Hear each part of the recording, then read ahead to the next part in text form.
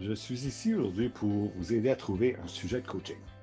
Parce que lors de notre session ensemble, nous allons avoir des conversations de coaching afin que vous puissiez pratiquer avec une vraie situation.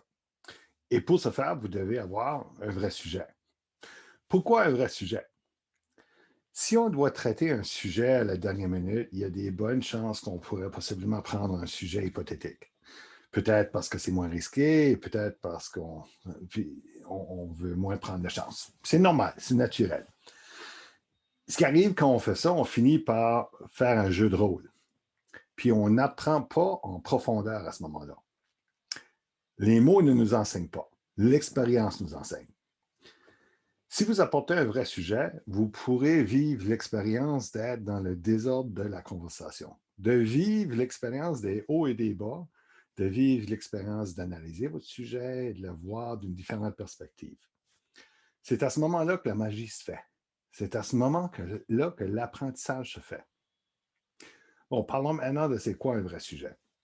Parce que parfois, les gens pensent que leur sujet n'est pas digne du coaching, pas assez important, pas assez intéressant.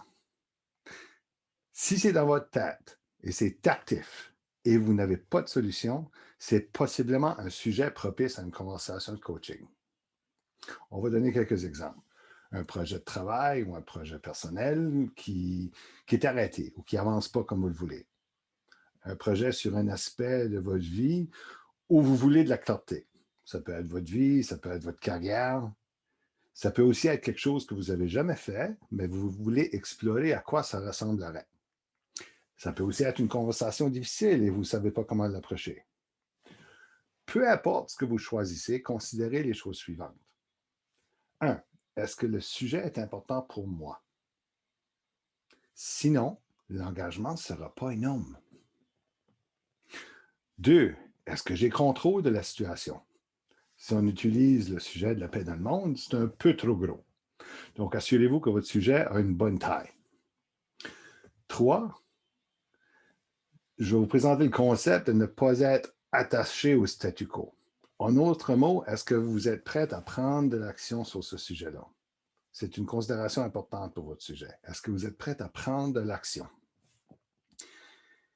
Et le dernier, mais non le moindre, est-ce que je suis prêt à explorer ceci ouvertement durant la session? De discuter, d'analyser, de divulguer certains détails. Sinon, il y a un risque que vous soyez un peu réservé sur votre sujet et que l'apprentissage ne soit pas aussi profond. Bon, ben, j'espère que ça vous donne des indices pour choisir votre sujet, pour que vous ayez un ou deux sujets dans votre poche en arrière et que vous puissiez participer pleinement. Puis, après tout ceci, si vous êtes encore incertain concernant votre sujet, contactez-moi, contactez Karen ou Ian et on peut avoir une discussion avec vous.